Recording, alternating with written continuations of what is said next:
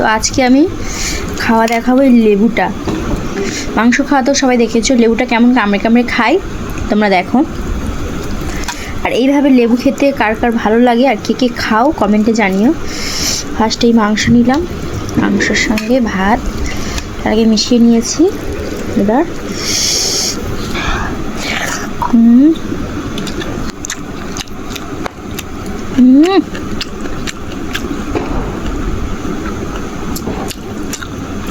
এভাবে খোসা সমেত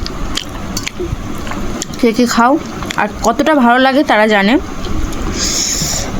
তো আবার এক বাইট নিই।